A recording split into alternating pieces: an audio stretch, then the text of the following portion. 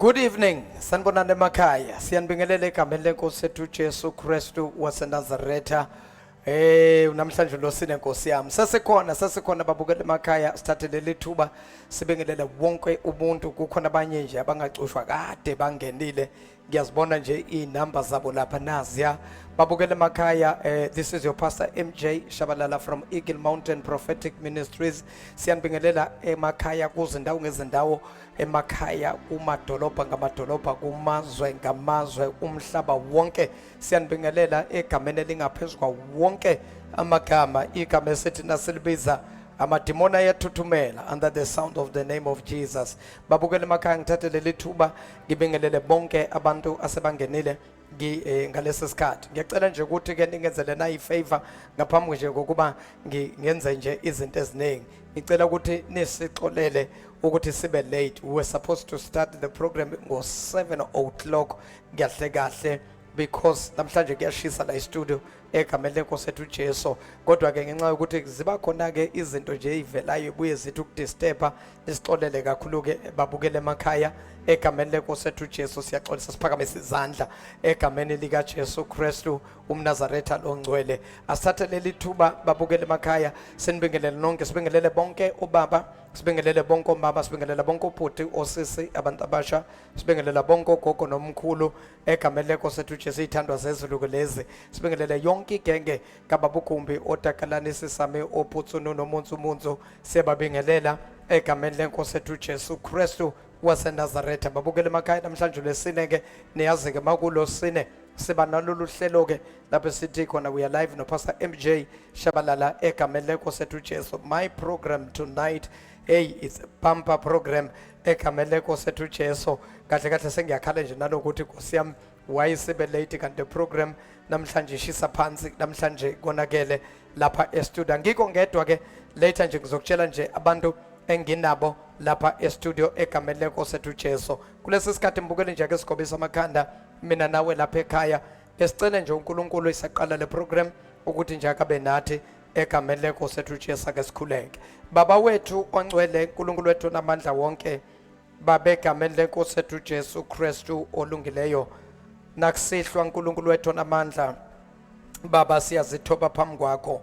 uNkulunkulu wethu namandla wonke sibonga ubuhle bakho, sibonga baba ukuthembeka kwakho. Ube nathi inkosi ezulwini zobusuku bayizolo, waba nathi baba ebudeni bale mina namhlanje.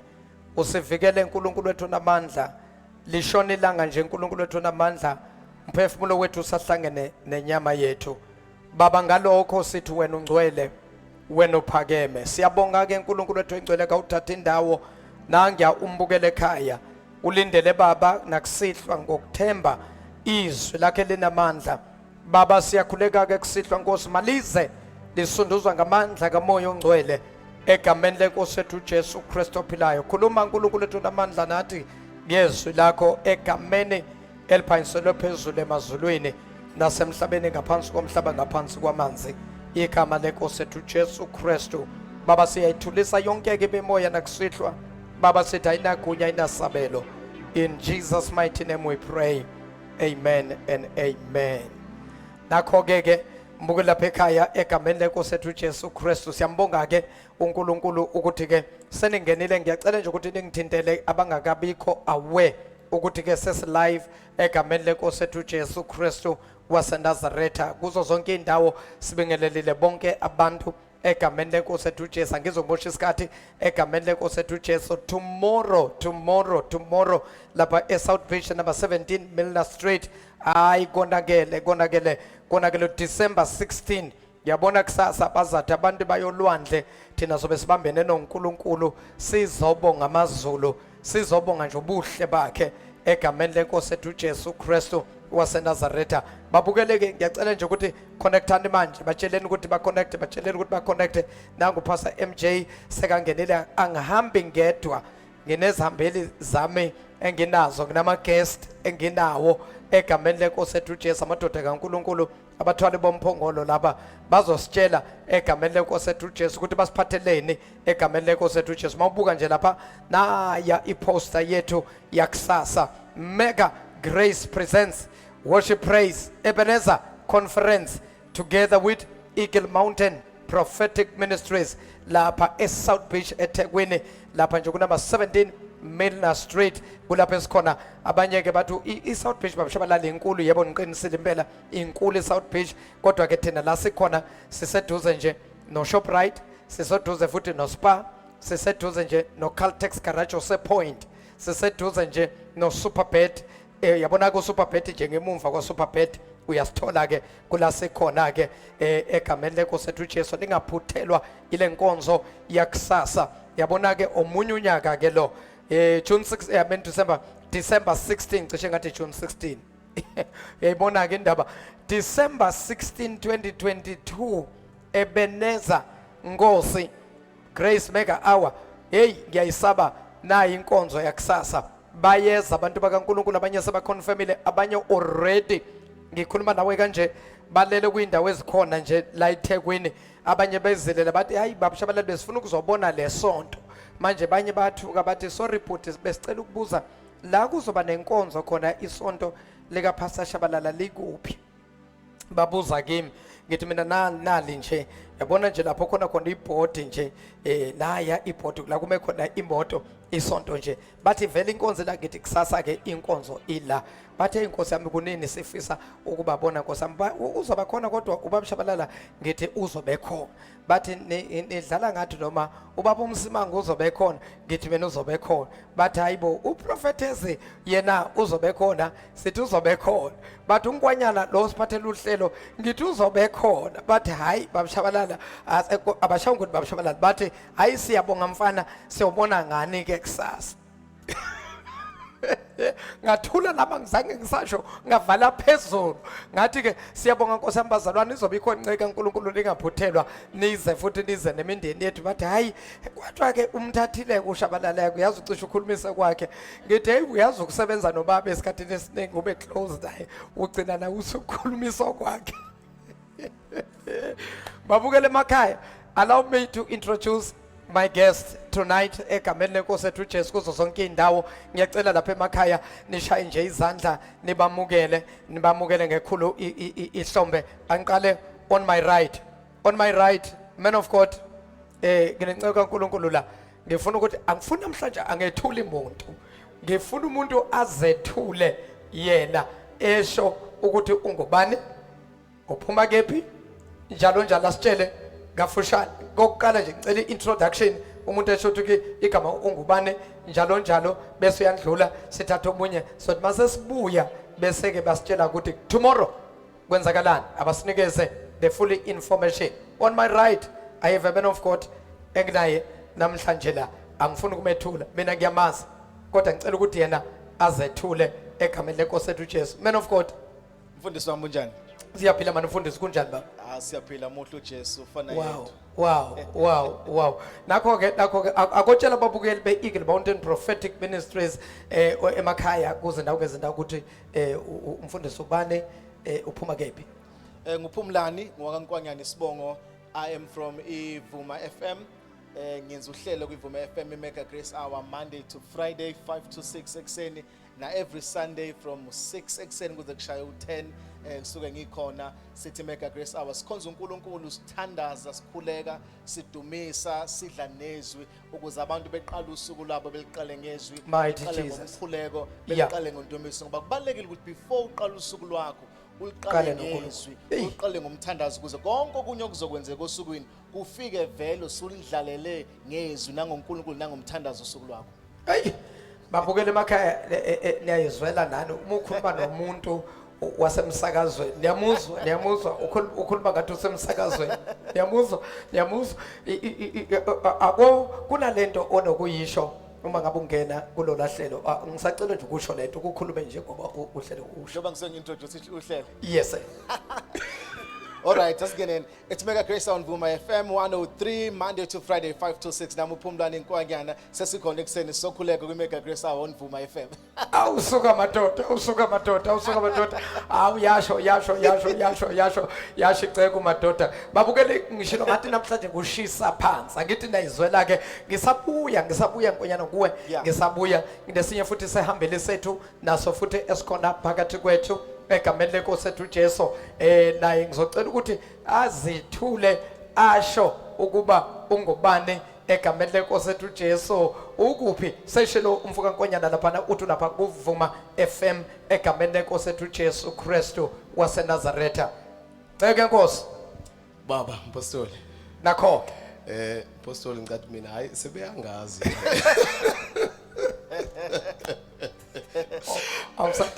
awusadinge introduction. Introduction kodwa ke sibingelele nje bonke abalandeli bokhozi Eagles Mountain Prophetic Ministries kuyinjabulo ukuthi siphinde sibe nabo namhlanje ntambama. Umpostoli usakhile Sithole lapha in the Kingdom of Christ Church International ePinetown naseMlazi. Pinetown ngasemlazi futhi nakho ke u-technicians angibazi ukuthi benza njani ngoba umuntu mangimi introduce afanele basheshe bamveze egameni lenkosi ethu Jesu. Kodwa ke siyaqhubeka ke sebayithulile ke egameni lenkosi ethu Jesu. Siyabonga apostoli usakhile Jobe Sithole ke cishe ngempela ababukeli bethu ke sebaya ngokumjwayela egameni lenkosi ethu Jesu. Ake ngiphinde ngibuye lapha kuNkwanyana mfowethu apostoli mfundisi wami. Kwenzakalani kusasa? What is happening? What is mega grace? Sasa mfundisi kuzobe konakele. Kube konakele kusasa. Uyabona abantu mabengaze bembona uNkulunkulu ngamehlo, ngithi mina beze kusasa bezobona uNkulunkulu ngamehlo ngoba uNkulunkulu uzobe semhlabeni. Ayi Nkosi yami. AmaZulu azobe semhlabeni. uNkulunkulu uyobenza izimanga, uyobenza imihlola, uyobephilisa abantu, uyobelapha abantu ngendlela emangalisayo kusasa. Mighty Jesus. Umuntu othakaza umbona uNkulunkulu uzobe egcwele indlu. Kusasa ekseni ngo 9 o'clock sobe sithi Mega Grace Hour Ebenezer Conference with Eagle Mountain Prophetic Ministries kusukela ngo 9 ekseni sobe sithandaza, sobe sishumayela, sobe sidumisa, sobe sibiza uNkulunkulu ngendlela emangalisayo. Yabona mpostoli unyaka 2022 bekunyaka onzima kakhulu. Sidlule intweni ezinzima, salahlekele sibathandayo, kwafika ama floods, kwafika ama load shedding, kwafika izinto eziningi ezenzekile. The fact that we are still standing kuze kube umhla ka 15 December namhlanje kusho kukhulu lokho. So that is why sithi ke kusasa asizeni sizohlangana sonke sithi uNkulunkulu wethu usisizile usithwalile kwaze kwaba manje. Asihambanga ngamandla ethu, asihambanga ngokuhlakanipha kwethu, kodwa umusa kaNkulunkulu osithwale throughout the year. So kusasa sobe sizohlangana sonke asizile ukuzocela izinto eziningi kodwa sothi uNkulunkulu siyabonga. Awu kodwa Nkosi yami Jesu. Ukuthi usithwale ngoJanuary, wasithwala ngoFebruary, wasithwala ngoMarch, wasithwala nangoMay, wasithwala kunzima ngoJuly. Kwaze kwaba la. Sothi uNkulunkulu siyabonga ukuthi uhambe nathi noma bekukhona izimo ebeyifuna ukusingcwaba. Kodwa umusa kaNkulunkulu wanqabi wona sowubonga kusasa sothi baba siyabonga ukuthi sisamile futhi sisaqhubeka sekule bese yakhona. Hayi ngiyamuzwa manje umpostoli ngathi isithunywa sakhe siyakhuphuka manje. Ibambe mpostoli babukele emakhaya nakho ke ngishilo ngathi konakele ke tonight egameni lenkosi ethu Jesu sekashilo ke na inceka uNkulunkulu yasho ke iphethe uhlelo lapha kuvuma FM 103 kuvuma FM na liya uhlelo lasekuseni egameni lika Jesu libizwa ukuthi i Mega Grace Hour egameni lenkosi ethu Jesu. Hey ukahleke ngisesela kuwe Mega Grace Hour wena wale lokhozana. Mega Grace Hour ummono lo uNkulunkulu wakunikezela ngo 2013. Nayo ke into ngiyibhala phansi wakunikeza ukuthi kuzoba iMega Grace. It's going to be an organization and it's going to be a radio show as well. It goes on and as far as a TV show. So ngayibhala phansi yonke into, ngayibhala phansi nohlelo ukuthi lizohamba kanjani, lihambe kanjani until 2019. Ngoba lethi iBhayibheli ummono ubhale phansi. Ulobe phansi umbono. Kwaze 2019 kwavela iopportunity lapha kuyivuma FM ukuthi kufanele ngingene ngenze uhlelo le hour lapha.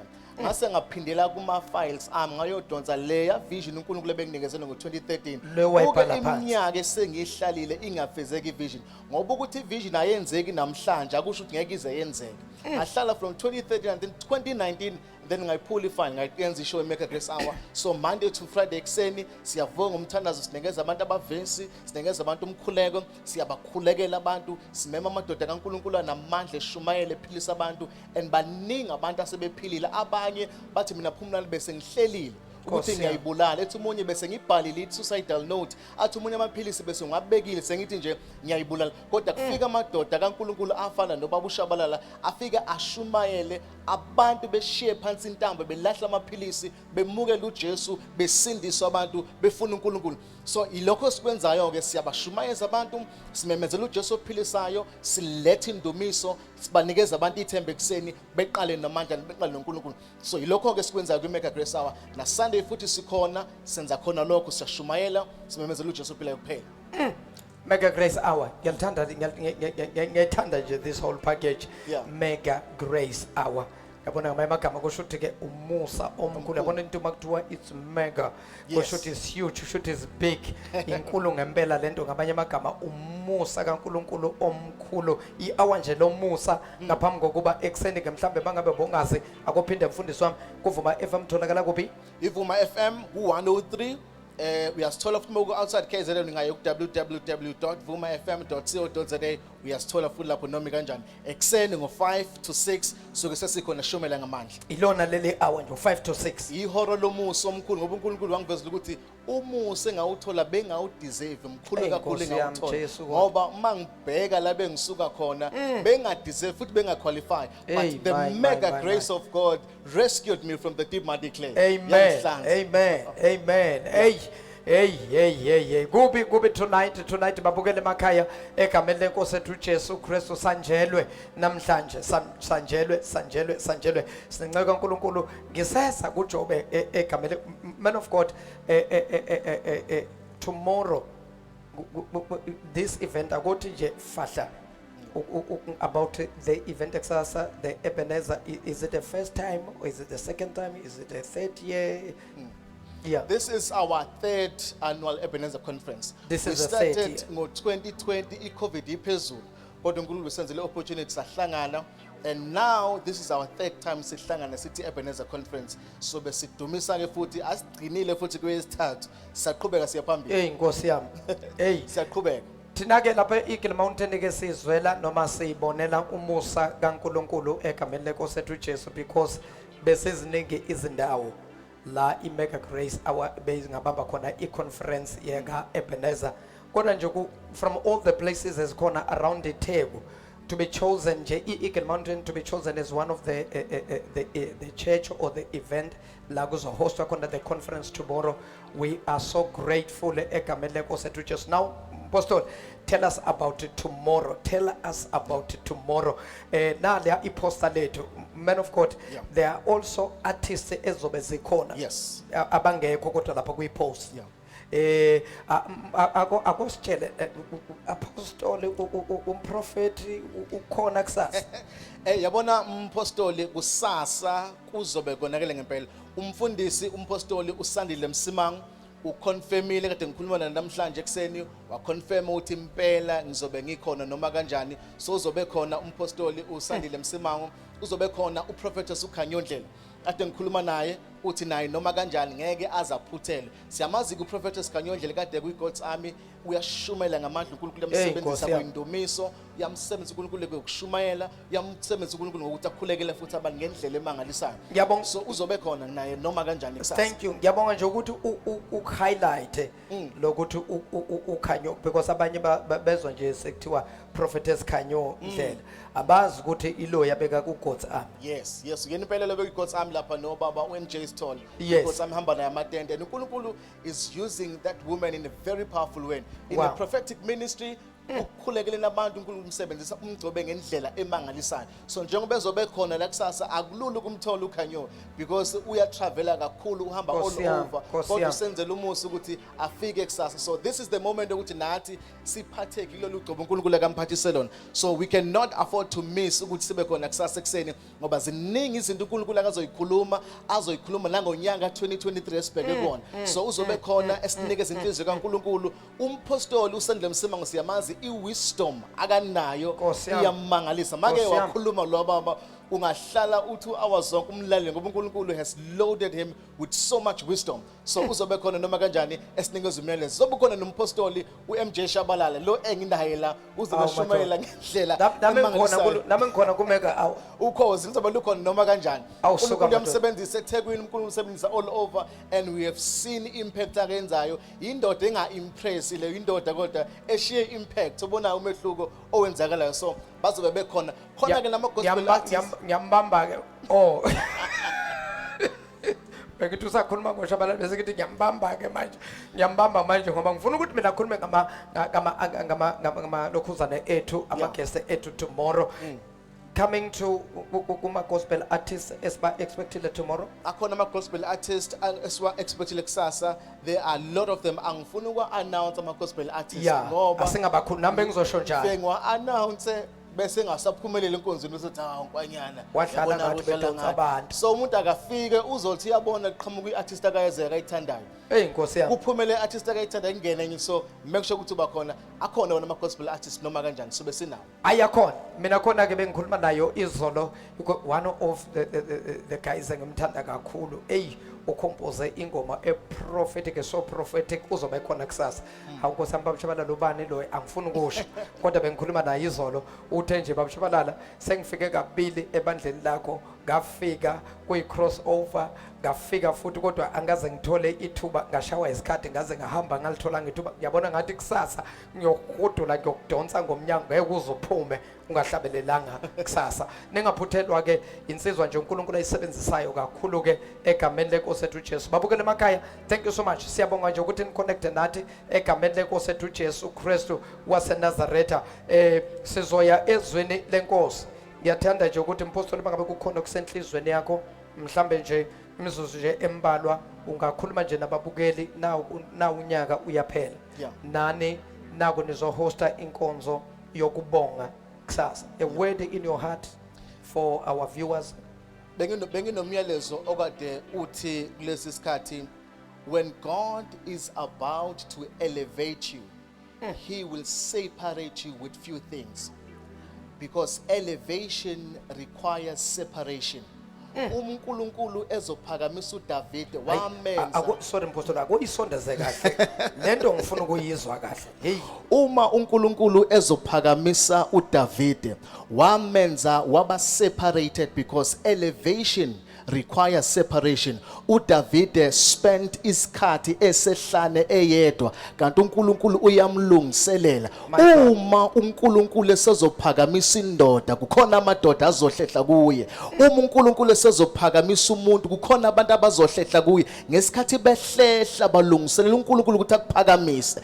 Ngesikhathi behlehla badedela uNkulunkulu ukuthi akusebenze besenza umsebenzi wakhe ngempilo yakho. Ungakhathazeki uma kukhona abantu abahlehlayo. You must have a revelation ukuthi this separation engizwayo noma abantu bengijikela bengishiya ingoba uNkulunkulu is about to elevate me. Ngoba abanye mabesempilweni yakho uzothi uNkulunkulu esekuphakamise bethi nimbona nje uShabalala uphakamiswe yithina bese bavumela ukuthi behlehle ngoba elevation requires separation. No Jesu ezoqala iministry yakhe lithi iBhayibheli wayehlane for 40 days and 40 nights ehlukene nabantu kanti khona into uNkulunkulu asefuna ukuyiqala ngaye. Njalo uNkulunkulu ezophakamisa umuntu uvumela ukuthi abantu behlehle kuye bese kusondela uNkulunkulu emphakamisa bese bonke kade behlehle bebona amandla kaNkulunkulu esebenza. So uma ubona mbishop mfundisi wami kunabantu abahlehlayo kade ubathembile kuyibona abakusupportayo ingoba uNkulunkulu usefuna ukwenza something empilweni yakho. Abanye baba khona empilweni yakho kade abasibona becebo likaNkulunkulu bese bahlehlisa uNkulunkulu for elevation. Abanye mfundisi ngabe bakude noNkulunkulu kodwa bagida endaweni eyodwa ngoba kunabantu abaseduze kwabo bangasibona becebo kodwa uma uNkulunkulu esezokuphakamisa bayasuka abantu. Hayi ngoba uNkulunkulu engakufuni but uNkulunkulu is preparing you for elevation. Khona level, khona dimension uNkulunkulu afuna ukusebenza kuyo nawe kodwa kukhona abantu abangadingeki kuleyo level ngoba bakwazi ukuaccommodate into uNkulunkulu akayifake kuwena. Abanye bazokuphendukela bebe nobona ngoba uNkulunkulu siyakuphakamisa manje uNkulunkulu uyabahlehlisa ukuze kubonakala amandla akhe. Ungalenzi iphutha lokulandela abantu uNkulunkulu abahlehlisile kuwe. Iphutha lenziwa ngesikhathi uAbraham ephuma ezweni lakubo wahamba noLot. uNkulunkulu wangenza lutho ngoba khona abantu ebekuthiwa basale wahamba nabo. Lithi iBhayibheli baze baxabana abalusi babo ngoba uAbraham wahamba noLot but the day behlukana. Ingalesikhathi uNkulunkulu waqala wakhuluma izinto ezinkulu kuAbraham. Kudingeka kube khona abantu abazosuka bese uNkulunkulu ekuphakamisa kubonakala icebo lakhe. Hayi khona hayi namhlanje lapha e-studio ngishilo babukele emakhaya ngathi kushisa phansi mamela kunabantu abakushiyile. I'm interpreting what umfundisi ayisho. Kunabantu ohlukene nabo, kunabantu abanye bakushiyile, kunabantu nawe oyithole nje unyumuka kubona ungazi ukuthi yini kanti icebo likaNkulunkulu. uNkulunkulu kuseparate kulabo bantu because kukhona ipromotion, ielevation ezayo. May God bless you. Hey, kusemnandi. Yima ake siyophuza amanzi. Nami ngizwa kuyashisa manje lapha e-studio kuyashisa. Ake ngiyophuza amanzi ngithi sithe siyabuya.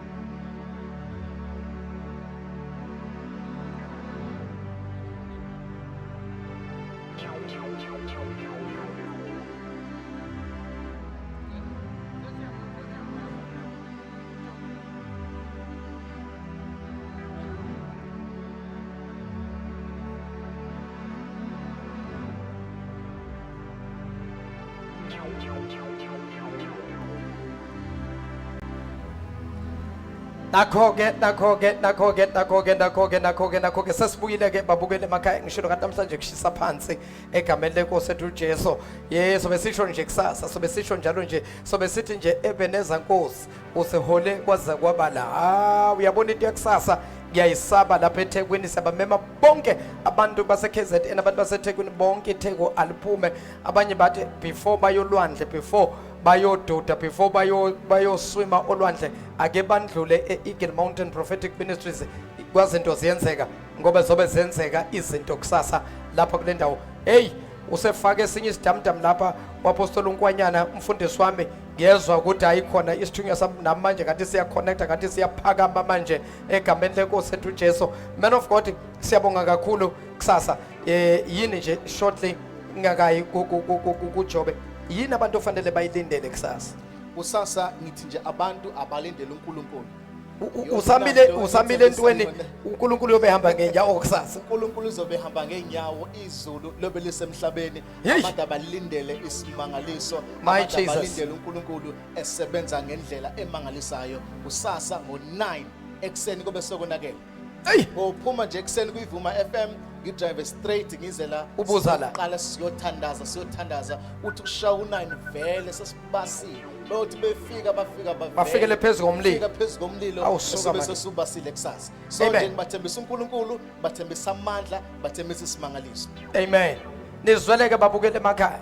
Abagulayo noma ngabe kunomuntu ogulayo ekhaya, mthwale iza naye kusasa. Yabona kusasa sobe sikhuza umlilo, sobiza umlilo kule ndawo, bazokhulekelwa abantu, bazobekwa futhi abantu izandla. Abanye sobe sikhuza umoya wama accident abawuplanile against wena, against umndeni wakho. Abanye sobe sikhuza umoya yezifo ukuthi nje bathi nje nizongcwaba kule festive, sobe sivala imoya yezifo egameni lenkosi ethu Jesu. Akhona amadoda kaNkulunkulu iphelele i5-fold ministry, kukhona abavangeli, kukhona abapostoli. Yabona nje the apostolic anointing iyona nje ezobe ihamba kule ndawo kusasa egameni lenkosi ethu Jesu. Ningaphuthelwa ke isikhathi inkonzo izoqala ngo9 o'clock ekseni. Vuka, ngoba mawuke wafika late ngendlela okuzogcwala ngakhona ungayithola usuhlezi ngale kwi-overflow ke uzoyithola lapha, soyibamba kwi-screen ngoba kube sekugcwele ngapha. Sokufaka ke isinayo indawo ye-overflow lapho sofaka khona i-screen esikhulu, sikufakele ke i-sound, sikufakele ipika. Kodwa ke mawusibambile isikhathi uyobe ubabona ngoC abefundisi, uzobabona ngoC abapostoli. Babukele emakhaya, thank you so much. Keep on connecting with us egameni lenkosi ethu Jesu.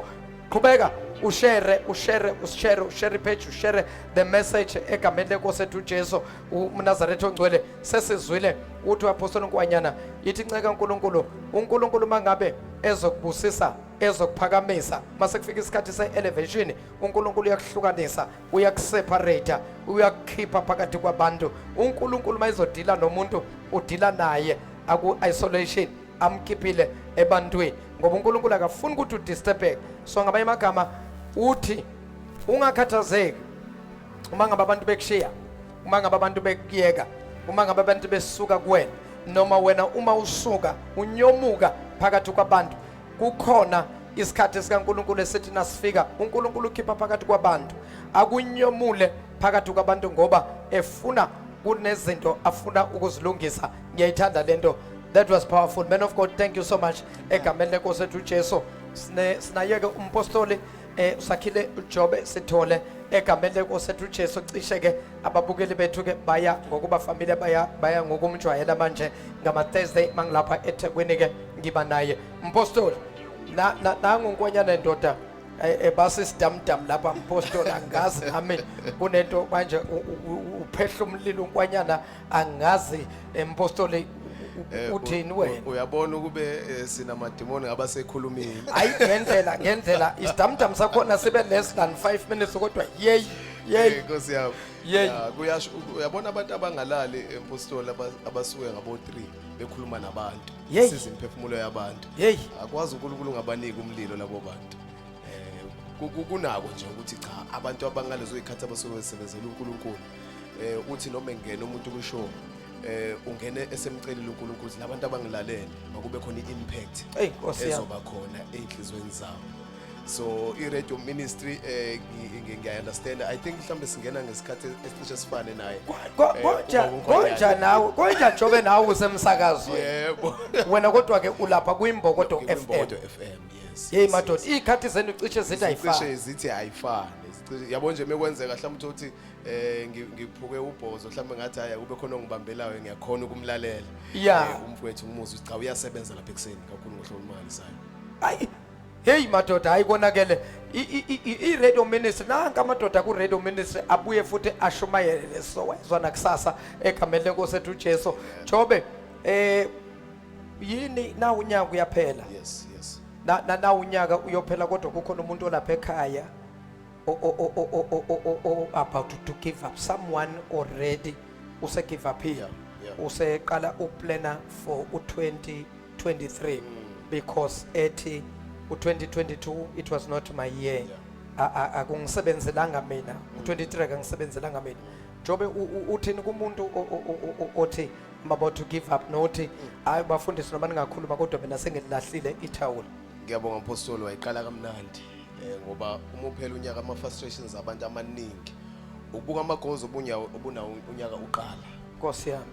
uthi mobala ubona ukuthi yazi angizange ngize ngimithe neyodwa igoal kulamagozo lawo uthi noma kukhona okufikile kodwa kwajika endleleni uze umuntu athi cishe kwenzeka uthi uphela nje unyaka uconfuse whether you should pray for izinto ezintsha zonyokozayo noma fanele uqhubeke ukhulekele lezi noma ugive up ekulezi ngoba awuboni kukhonto enzakalayo that points exactly to what I want to talk about namhlanje indaba ye-wisdom indaba yobuhlakani indawo yobuhlakani iyona nto umpostoli esigejayo ingayinaki empilweni yethu in our walk with Christ ukuthi we should get wisdom iBhayibheli liyasicela ukuthi uma kukhona oswele ukuhlakanipha akucele uNkulunkulu James chapter number 1 kunezinto eziningi impostoli ezama frustrations okokuqala nje unanswered prayers kunabantu abathandazayo namanje abakaphendula bagcine bengazi ukuthi ikuphi iphi indlela efanele ngithandaze ngayo ukuze iphendule sike sayikhuluma nendaba yomthandazo ukuthi umthandazo akuyi ngokuthi uthandaze loud kangakanani yes akuyi ngokuthi ukhale kangakanani awuthandazwa ngoba awuphendulwa ngoba ucomplainile awuphendulwa futhi ngoba uNkulunkulu ekuzwela enozwelo lokuthi umntwana wakhe ngoba ningi abantwana bakhe bayathandaza kodwa uphendulwa ngenxa yokuthi ukhulume into izulu elike la ikhuluma osho ukuthi izulu into elikwazi ukuyireceive into ephuma kulo osho ukuthi umthandazo onganali izwi kaNkulunkulu awuphenduli come on now because umthandazo womuntu umele ube nefaith and faith comes from the word of God uma ufunda Romans chapter 10 yes so enye into esibili futhi engeke ngibuke ama frustrations as we are going to speak on this topic ukuthi kune lack yama resources kubantu uNkulunkulu asuke ebavusa you'll find ukuthi kunomuntu othandazayo umgcobile uNkulunkulu but the anointing alone cannot take that person ku influence ayidingayo Nkosi yami kunensiza kusebenza ayidingayo ukuze afike la uNkulunkulu afuna ukuthi afinyelele khona ukufinyelela kubantu ukufinyelela kubantu ama resources anjengomsakazo ama resources anjengama platform anjengawakho babushabalala la khona uthi ushumayela la ulalelwa abantu emakhaya kune social media platform enkulu la khona mungena nje abantu bayakwazi ukulalela those are resources biggest resource futhi singasho ukuthi imali okuyiyona econtroller yonke le knowledge iBhayibheli money answered everything yes zonke lezi zinto umpostoli ukuthola ukuthi umuntu ugcotshiwe umuntu ubiziwe kodwa akakaqondani nomthombo wama resources ozomthatha umnikeze influence ayidingayo so ukuthi kuthiwa hey kunomuntu uNkulunkulu amsebenzisayo kodwa waziwa nje abantu basemphakathini wakhe uthi uze khuluma lo muntu uthi uphethe into yomhlaba but uncishiwe ama resources wancishwa iminyango ezomthatha imbeke la faya yekhona yonke lento umpostoli ayenziwa ukuthi lo muntu uNkulunkulu yamzonda yenziwa ukuthi mase sikhulekile asikwazi ukuthola umthombo okuhlakani ukuthi ubuhlakani kuphethe ukuthi how to do and when to do who to hook up with and who not to hook up with ubuhlakani kuhlanganisa yazi ungazizamela abantu umpostoli ongahlangana nabo ukuze bathathe impilo yakhe bayibeke kwelinye iqophelo kodwa iwisdom ingatshengisa umuntu oyedwa ozokuthatha kubeke la uNkulunkulu afuna ukuthi ube and that person bake wadibana naye uthola ukuthi iminyango iyavuleka because wisdom ishaya straight at the target it doesn't miss when we act out of wisdom siyayijaha into esifunayo there's toil kunomjuluko kuyikhandla kwethu kunokuthemba amandla no connection but when you have wisdom wisdom ithatha yonke imjulo yakhe ibeke eceleni my God ithatha ukuyikhandla kwakhe ibeke eceleni mase ikushayisa ngqo into obungayiphanti iminyaka ngosuku olodwa uNkulunkulu akuvulele umnyango ongakulast iminyaka hey job uthini manje ingoba umpostoli ngizamile ezingikhulu enkosini ngisemncane ngitshela ukuthi ukufinyelela kubantu ukubajaha uyabona up until understand ukuthi no uNkulunkulu owakhandayo ama relationships uNkulunkulu ozenzayo lezi zinto and then I found ukuthi lawa enziwa uNkulunkulu aba effective lawo enziwa uNkulunkulu akuqondanisa necebo uNkulunkulu akubizele lona inkosi you might meet someone deviate from the plan of God kodwa when God allows you to meet certain doors abusa ngqola uNkulunkulu afuna uye khona My God. Asivule Proverbs chapter 9 verse number 10. Ayikushisa phansi babukeli nginitshelile namhlanje. Is Wisdom. Wisdom. If khona i-Christmas present bafundisi engathi umuntu mebuza ukuthi what can I get you for this Christmas, ngathi mina get me wisdom. Get me wisdom.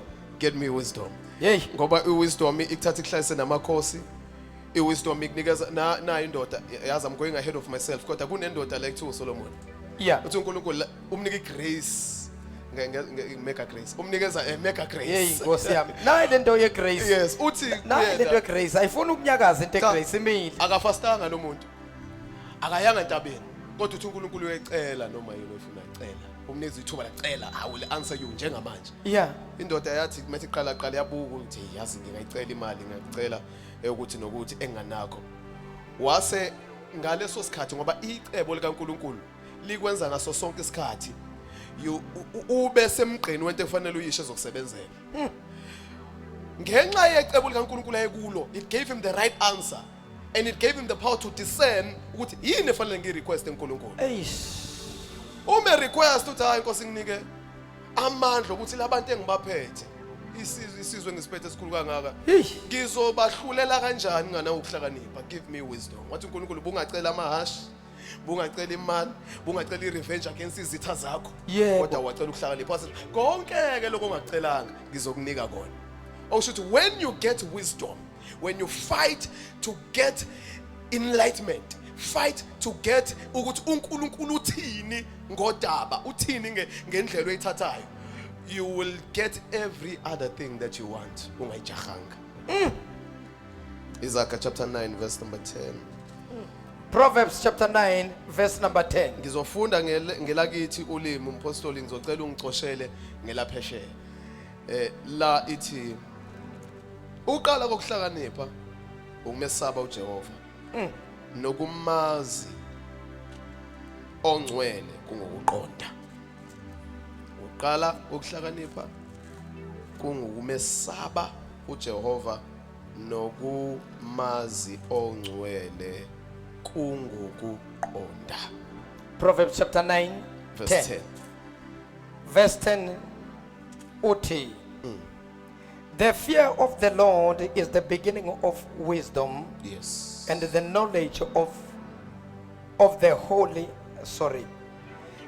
the fear of the Lord is the beginning of wisdom, and the knowledge of holy is understanding. Okay. Yes. Yes. Yes. The fear of the Lord is the beginning of wisdom, and the knowledge of the holy is understanding. The fear of the Lord is the beginning of wisdom. Okusho ukuthi impostoli nabapostoli it is very impossible for a person to obtain knowledge engazani noNkulunkulu. Okusho ukuthi ukwazana noNkulunkulu kuzala ukuhlakanipha. Or should you say when Jobe it is highly impossible, yes, to obtain wisdom. Yes. Ungazani noNkulunkulu. And when I say knowledge, angikhulumi ngento mhlawumbe uyifunde phansi. I'm speaking about intimate knowledge. Uma ngabe lithi iBhayibheli wase uAdam wamazi uEva waswakhulelwa wazala umntwana. Wase uJakobe wamazi usibanibani wazala umntwana. Lokumazi, it is not ukuthi wamazi wamfunda uyabona ukuthi hayi umuntu onjani kodwa kukhulunywa ngokuthi bahlangana ngokocansi. Okusho ukuthi the God kind of wisdom ilethi imihlangana nawe mase uyazala. Ushintshe empilweni yakho sibone ukuthi uhlangene noNkulunkulu. It's when now you produce. It's when you produce a God kind of life. When you produce a God kind of speech and a God kind of mind.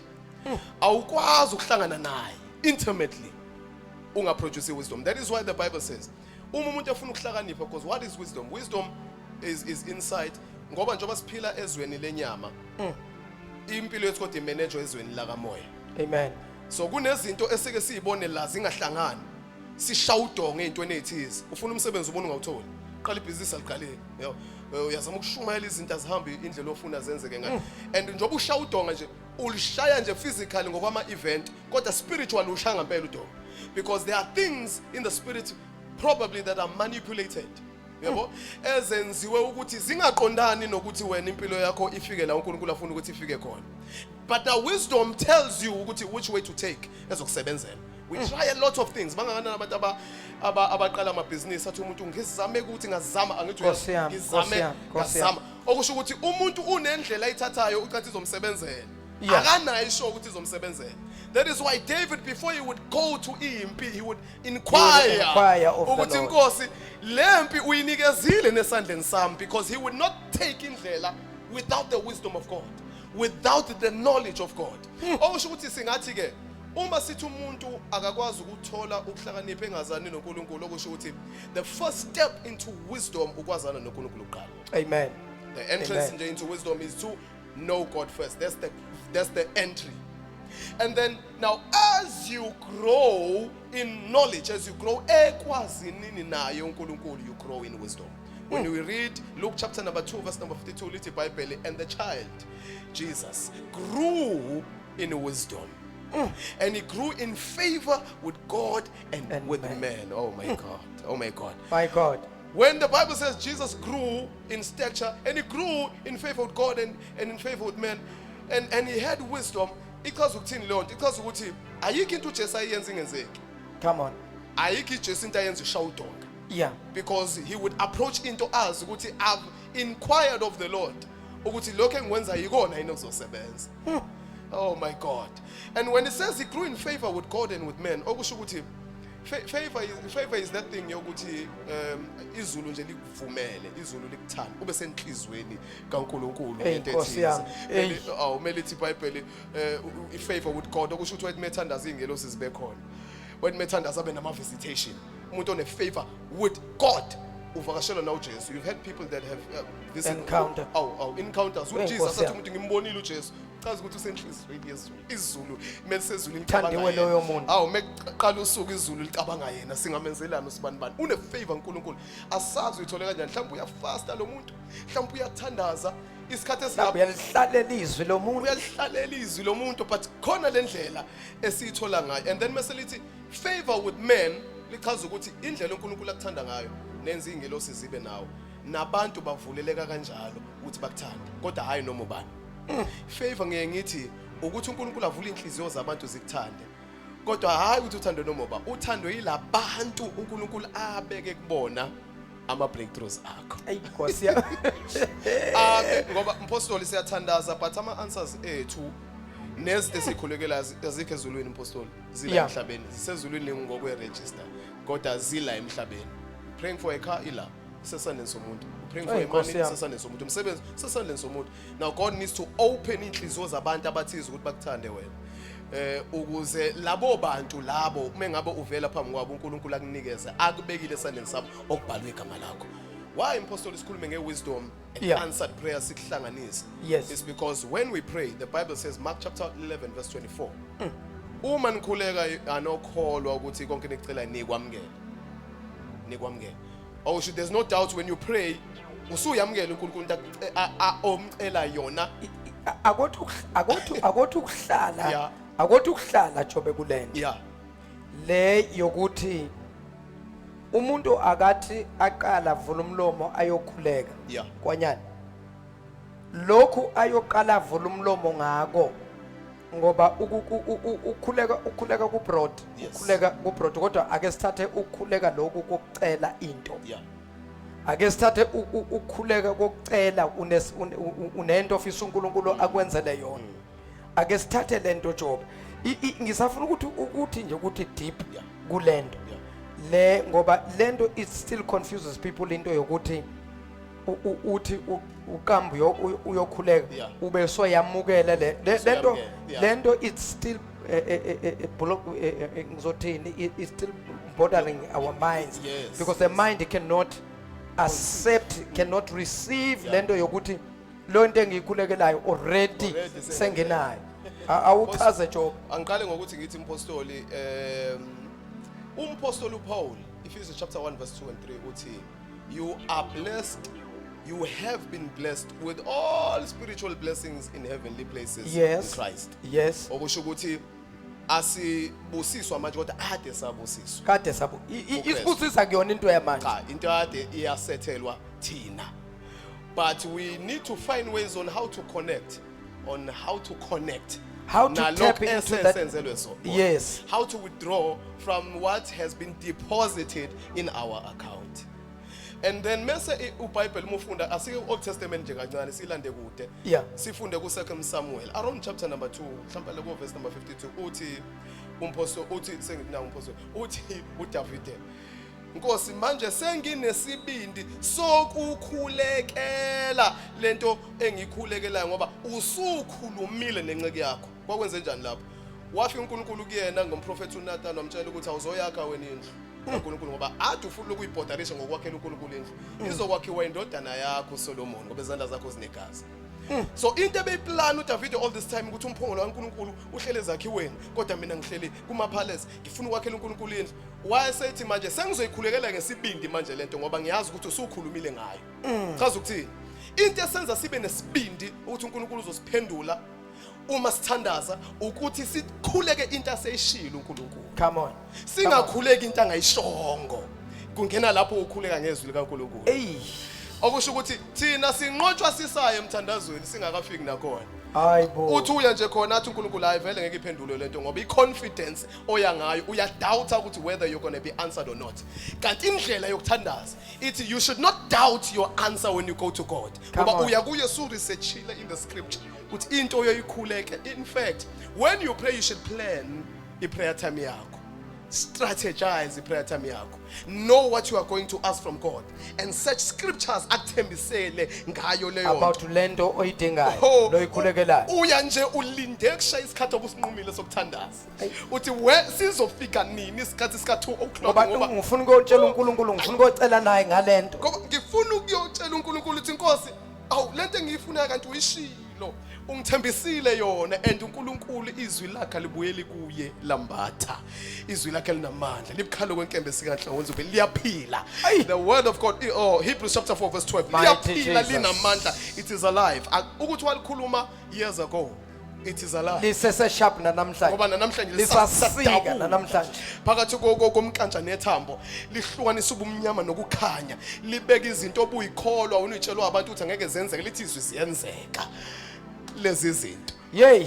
Athi umpostoli Paul, this is the confidence we have in him. Yashisa manje la indlela. That everything we pray for sikholwa ukuthi uNkulunkulu usesenzele lezo zinto.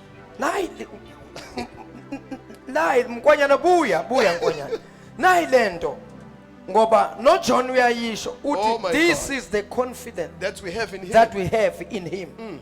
Is that whatsoever that we pray. Oh yes. According to his will.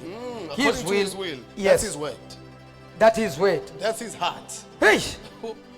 We should know the heart of the person we are praying to. Ngoba uthi Romans Babu Nkwanyana. We do not know what to pray for. Romans 8. But the Holy Ghost uyasibubulela ngamazwi angephi imseke kuNkulunkulu. Ngamanye amagama mfundisi wami nazi izinto ezimbili unyaka usuyophela. Yes. 2022.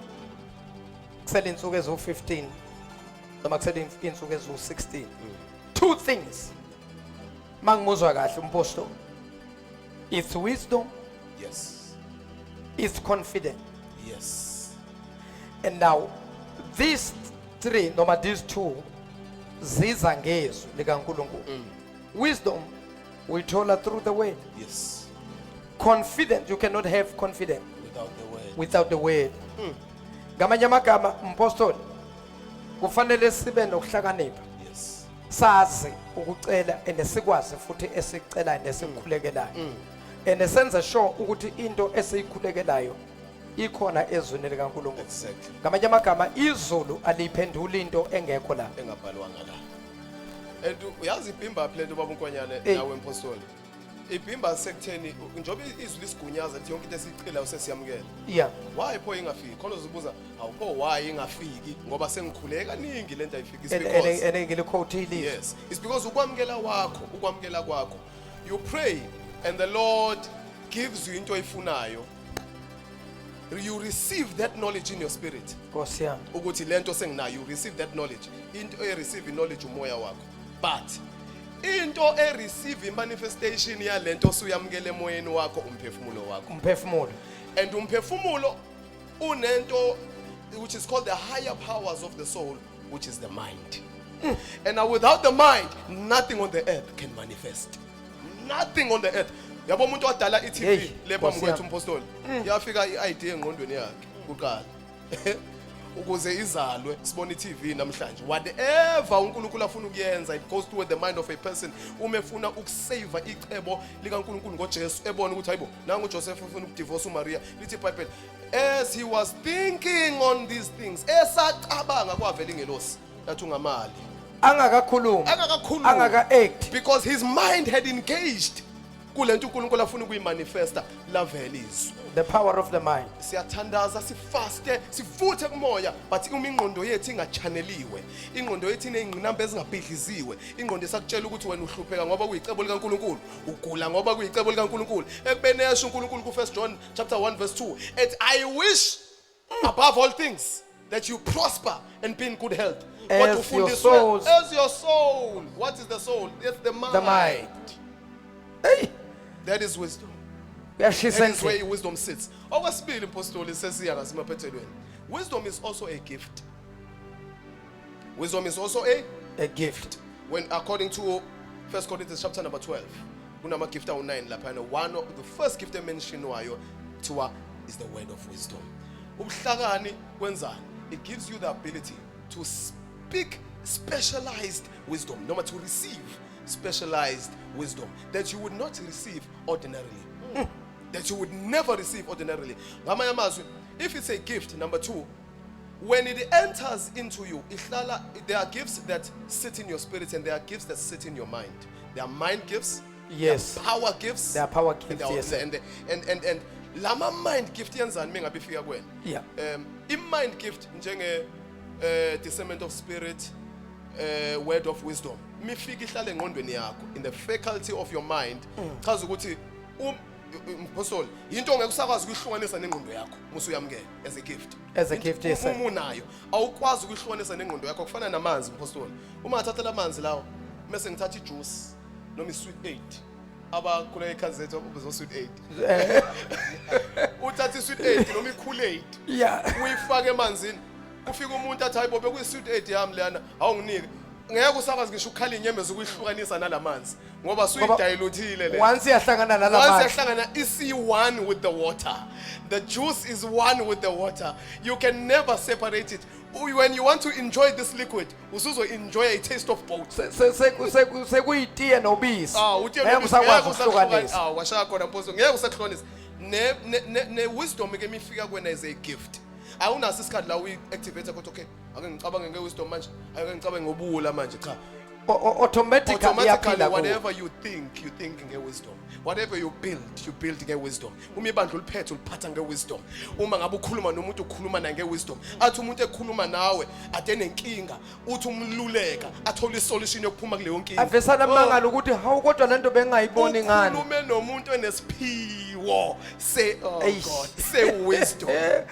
Babukele emakhaya kubi kuyashisa phansi namhlanje. Ngifakeleni umoya, ngiphephetheleni umoya, ngiyezwa ukuthi kufuthumele kushisa phansi. Angazi kusasa njengoba nje namhlanje kunje ukuthi kusasa kuyoba njani.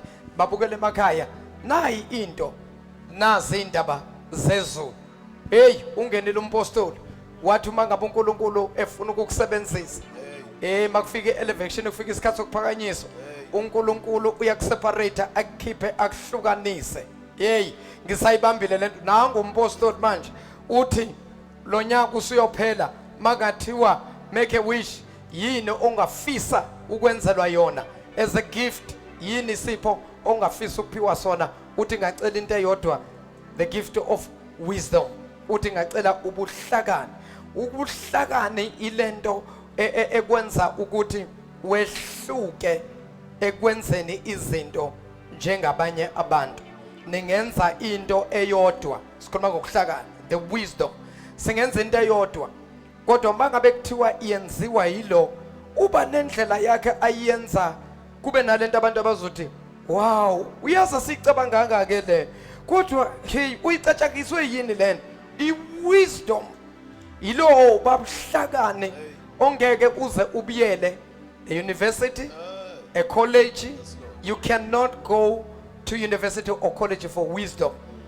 Wisdom ubuhlakane obuvela kuNkulunkulu. But knowledge you can go and acquire knowledge. You can go and study a certain, yes, you can do a certain study ufunde about leyon. Uthole knowledge about leyon. Kodwa wisdom ayikho university, ayikho college, asikho isikole se wisdom. It's only God that can give you. And most of the time, uma ngabe uNkulunkulu ezokunikeza leyo nto, ushilo umpostoli, uNkulunkulu uzokuhlukanisa nabantu. uDavid, uma ngabe uNkulunkulu ezomupha igrace, ezomupha ifavor, uNkulunkulu ezomupha iwisdom, wamkhipha kwaba ngathi uyazondwa, waba ku isolation. Bathi bahlele abanye ekhaya, yena wabahlele egangeni. Kanti ngalesikhathi ahleze egangeni, uNkulunkulu uyamfundisa, uyamteacher, uyamtrainer uNkulunkulu. Ahlezi uDavid lapha asolatiwe elusa kanti ungomncane kubafo babadala kodwa kwathatha omncane kwaba uyena oyokwelusa eyolusa ngasemahlathini la kuneyingwenya neyingonyama la kunamabhere khona wayehlala lapho uDavid manje kuloko kuvela lezi zinto uNkulunkulu lithi iBhayibheli amandla umoya kaNkulunkulu bese wehlela phezulu kwaDavid lo moya kaNkulunkulu nawehlela phezulu kwaDavid bese omnikeza ukuhlakanipha ukuthi leli bhere angalibamba kanjani alihlukanise alidabule umhlaba hey kodwa bazalwane le ngonyama ngayibamba kanjani ukuthi ayibambe ayihlukanise because kwakufanele ukuthi ecabange masinyana ukuthi okay makunje manje it was a wisdom from God.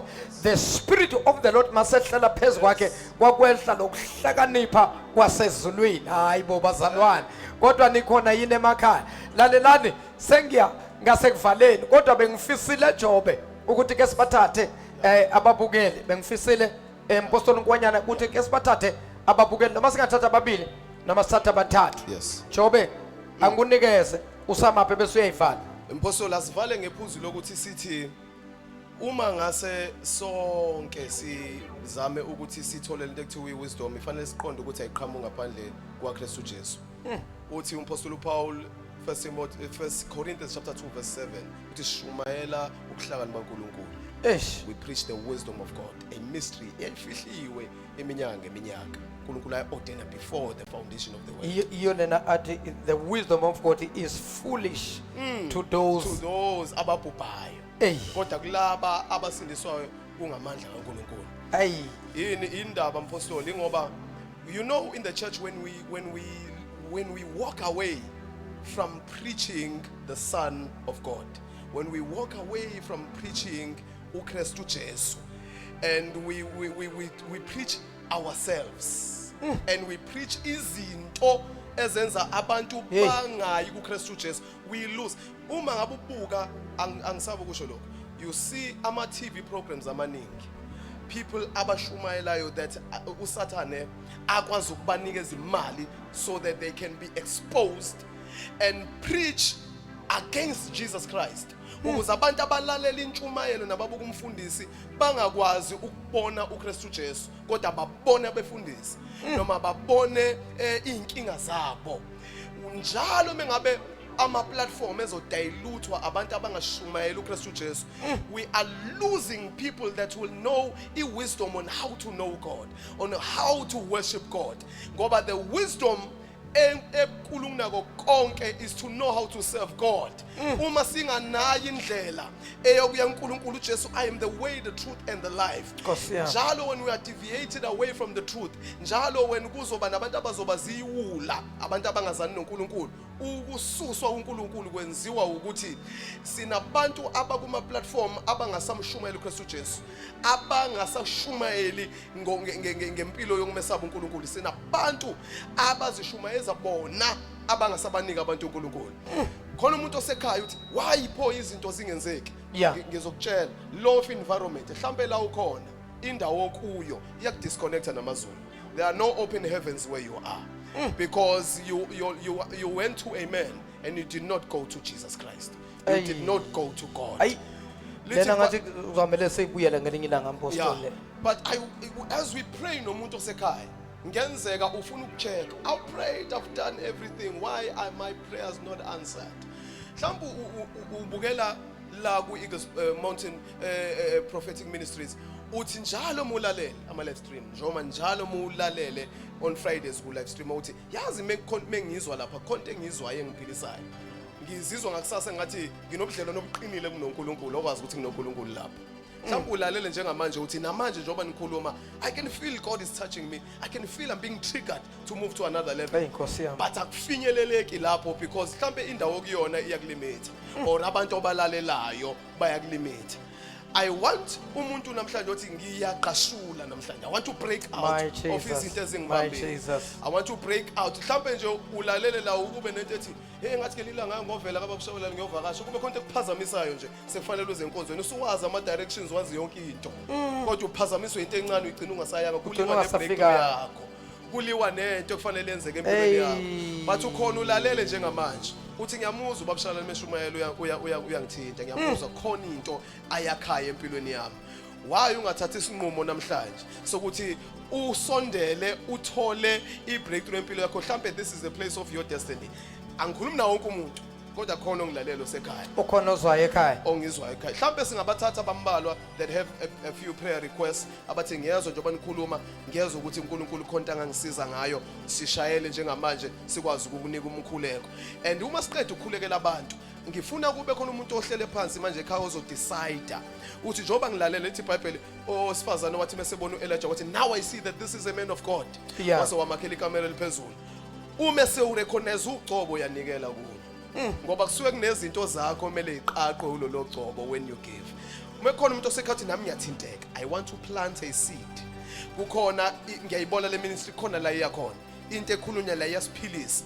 Ngiyacela ukuthi ngitshale imbewu yami ukuze lento eyenzeka la ingavalwa. Amen. Iqhubeke ibonakale on air. As we pray for people and as we take cause abantu abafuna ukukhulekelwa nalabo abafisa ukutshala imbewu to this ministry uzofona udecide what amount you want to give mase uNkulunkulu akwenzele umusa. Amen. Amen. Mpostoli your last word. Nangu mpostoli uthi abantu kukhona umuntu ukuthi ezwe ukuthi sometimes njengamanje ngoba sibathathu la somebody uthi ngaze ngabusiseka Nkosi yami yazi my spirit is so touched. Ngizwa ngiyathinteka uthi umpostoli when you feel like that bowazi ukuthi in that place there is anointing of God. Yeah. There is God in that place because ayikho into ethinta umuntu yiso likaNkulunkulu. Yeah. Is the anointing ebekiwe kulo muntu kaNkulunkulu. Apostle uthini wena? Yeah. Sengivala nje umpostoli wami ebusuku ngifuna ukusho lamagama lawa abhalwa esizovala ngawo. Yeah. Yes sir. Njengoba sidla kunabantu abathintakalayo, Nkosi yami. kunabantu ababusisekayo, kunabantu abathola ushintsho ngalamazwi siwakhuluma Yeah. la. Amen. Indawo uNkulunkulu uyivulile ukuze kwenzeke isimangaliso sikaNkulunkulu. Ufuna ukuthi njengoba sidla siyadinga ukuthi lo miyalezo sikhuluma la ingapheleli la. Yeah. Futhi ingagcini kuwena kodwa iqhubeke ifike nakwezinye indawo. Yes Lord. Come on. Khona into engiyithandayo eyenziwa uMoses. Yeah. Ngifuna ukukhuluma manje ukuthi asenzeni lo mmono esiwenza la uqhubeka uthinta abanye abantu. Nkosi yami. uMoses mayefika uNkulunkulu yamtshela uzokhipha uIsrael eGibhithe all of them. Yeah. Uthi uMoses mina angikwazi ukukhipha ngeke ngikwazi ukwenza lento le. Uthi uNkulunkulu ke yini oyiphethe esandleni sakho? Nkosi yami. Uthi Moses ngiphethe induku. Uthi Moses uthi uNkulunkulu iphose phansi le nduku oyiphethe. Hey. Ngesikhathi eyidedela induka ayeyiphethe yaphenduka yaba inyoka. Ngifuna ukuthi ke mina njengoba senza lo msebenzi ikhona into umuntu ayiphethe esandleni sakho engathi mayeyidedela leyo nto ikwazi ukwenza izinto ezinkulu.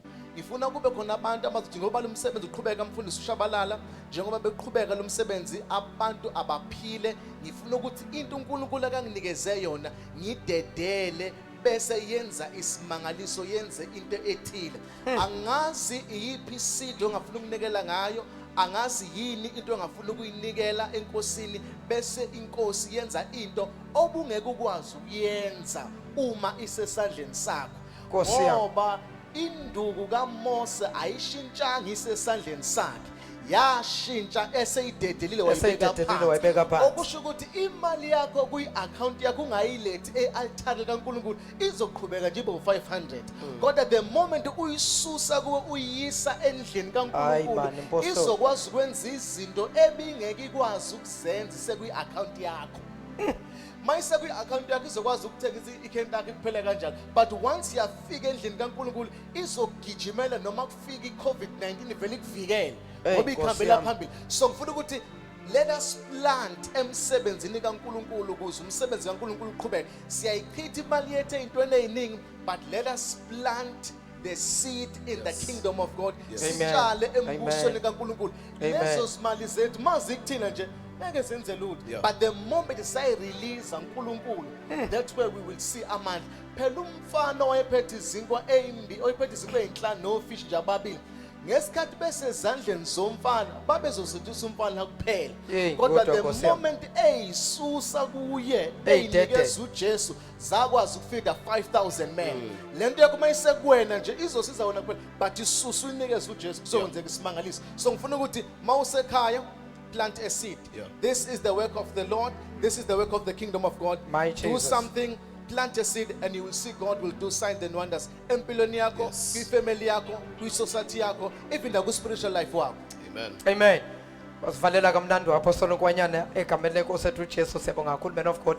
Asithathe leli thuba isikhathi sabe kahle kahle sithi u9 o'clock manje. Kodwa ke ngidedele nje ababili abathathu bafundisi inkosi yami ningaphumi. Siyawezwa amandla, siya connecta nani, siyaluzwa ugcobo. Khona somebody need a special prayer. Wena uNkulunkulu akuthintayo, nangu abantu bakaNkulunkulu sebakhulumeni. Nazi ingcebo zikaNkulunkulu. Kuthiwa mawusayiphethe isesesandleni sakho ayikazi ukumultiply. Yes. Ithathe uyilahlele phansi. Futhi mawusoyilahlile umbuke ubese uphakamisa amehlo akho ubuke uNkulunkulu. Uyena ozokwenza sure ukuthi provision yakho iyafika kuwena. Lalela, mawusayiphethe isesesandleni it cannot multiply. Izinto zikaNkulunkulu zisebenza kanjalo. uNkulunkulu uthatha okuncane okudelelekile akumultiply. Wena okufanele ukwenze, take a step of faith now. Take action now. Do what God is saying to you. Kwenze njengamanje egameni lenkosi ethu uJesu. Somebody is udinga a special prayer. The number to dial, ngicela nje ukuthi abantu basifonele kunayi inamba yethu egameni lenkosi ethu uJesu. Iseyiphi manje inamba yami egameni lenkosi ethu uJesu. Sebayazi ke ababukeli balapha e-studio. Ngicela nje egameni lenkosi ethu uJesu basifonele kunayi inamba ethi 031 sorry nakho lapha. Cela ningibonise le number egameni lenkosi ethu uJesu. Kukhona nje bazo ngicela ukuthi ufone, give me a call now egameni lenkosi ethu uJesu. Give me a call kule number. Abanye sebayithathile, ibambe le number ibe khona uhlezi unayo. So kuthatha nje ababili abathathu bese siyakhuleka egameni lenkosi ethu uJesu. Ningaphuthelwa ke kusasa basangicheckela ama technicians am egameni lenkosi. Zinenge ke inamba zami Nkosi, ngisebenza ke inamba eziningi, ningixolele babukele emakhaya egameni lenkosi ethu uJesu. Glory to Jesus. Kusasa ningaphuthelwa ke inkonzo ka Ebenezer conference tomorrow egameni lenkosi ethu uJesu Kristu waseNazaretha, Mega Grace Hour egameni lenkosi ethu uJesu Kristu, Eagle Mountain Prophetic Ministries Vuma FM. Sisonke nje sonke sizobe silapha eSouth Beach egameni lenkosi ethu uJesu. Before sithi nje sign out, ngiyacela nje ukuthi ababukele emakhaya ababili nje abathathu, you need a special prayer egameni lenkosi ethu uJesu. It might be uyagula, it might be uthole indaba ezibhlungu ezingekho right nje. Ngicela ukuthi usifonele kuna inamba ethi 031 006 5144. Ngicela ukuyiphinda inamba 031 006 5144. Ngicela ukuyiphinda for the last time, 031 006 5144. Inamba osifonela kuyona lapha e-studio. sicela nje ukukhuleka nawe kanti ke wena ofuna ukutshala imbewu uthi omunye baba Tshabalala ngifuna ukutshala na imbewu bakhulumela inceke zikaNkulunkulu bakhulumela abapostoli bakhulumela abaprofeti bakaNkulunkulu mawufuna ukutshala imbewu yakho mawuchecka nje lapha ku screen sakho kukhona nje ama account andlulayo lapha ungavesa into nje baba Tshabalala ngiyayitshala imbewu yami egameni lenkosi ethu Jesu itshale uNkulunkulu omusa akubusisa. I'm waiting for your call sinabefundisi we are waiting for your call sifuna ukukhuleka nawe egameni lenkosi ethu Jesu imizuzu nje emibili kuya kumzuzu emithathu kuya kumzuzu emihlanu so bese siyaphuma sibeka phansi uhlelo bese sidibana kusasa ekseni ngo9 o'clock nje mayithi 8 o'clock siyafika lapha siyakhuleka kuya intercedwa kuyakhulekwa iyaqala nje inkonzo lapha ku9 hayi lapha so bese sokhela omkhulu umlilo uyayizwela nje nawe mbuke lapha ekhaya egameni lenkosi ethu Jesu. The number to dial is 031 006 5144. That's the number to dial lapha e-studio. Sicela nje ukukuthatha sikhuleke nawe ngenze kuyagula ngenze ushawa ikhanda ngenze kune pain oyifilayo ngenzeka uzwe indaba ezingekho right kungenzeka kunento odinga ukuthi uNkulunkulu akwenzele yona unyaka nje ungakapheli. Hey Nkosi abafundisi ngaze ngabusiseka hey ngezwi la namhlanje. I'm so blessed. If you are blessed by this message bafundisi, I'm so blessed. I want to give my seed, I want to sow my seed. Please do so egameni lenkosi ethu Jesu. Nawa ama banking details ethu lapha ku screen sakho nje ayahamba uyawabona egameni lenkosi ethu Jesu. Cela abantu abathi nje baba Tshabalala ngicela ningikhulekisa egameni lenkosi ethu Jesu ngina nayi inkinga. Give us a call. The number to dial is 031 006 5144. Give us a call. Salindi call. Bafundisi bami nethi kusasa konakele kakhulu mfundisi. Konakele kusasa. Ngiyayisaba into ezobe yenzeka kule ndawo. Ngiyayisaba into uNkulunkulu azobe eyenza kule ndawo. uNkulunkulu uzobe ephilisa abantu, uNkulunkulu uzobe evuselela abantu.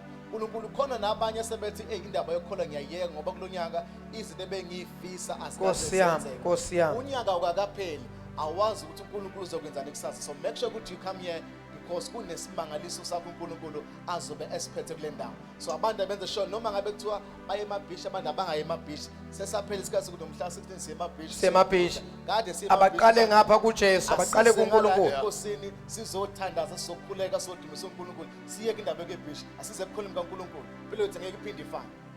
Bishi soyibona ntambama sesiphumile enkonzweni futhi ungabusaya nakuya ebishi kusasa masothole wacwila kulomthombo wegazi lika Jesu wacwila kumoya ongcwele ungabe usocwila olwandle uzoyikhipha lento oyithole la ngamanuye ngakusasa egameni lenkosi ethu Jesu. Bafundisi bami because of time egameni lenkosi ethu Jesu sibongile kakhulu angithathe leli thuba ngibonge kuzo zonke incebo zenkosi bapostoli siyabonga kakhulu egameni lenkosi ethu Jesu. Fundisi Nkwanyana from lapha kuvuma FM Mega Grace Hour every week Monday to Friday na Sunday futhi uyatholakala from 5 o'clock to 6 o'clock in the morning egameni lenkosi ethu Jesu. Apostle Chobe usakhile mfuka Sithole naye futhi lapha kuMbokodo FM uyatholakala same time Chobe nawe ungena ngo5 to 6 wena ke ungena 3 to 6 ayi wena ndoda uyabamba 3 hours usemsakazweni. Hayi siyabuya babukele emakhaya.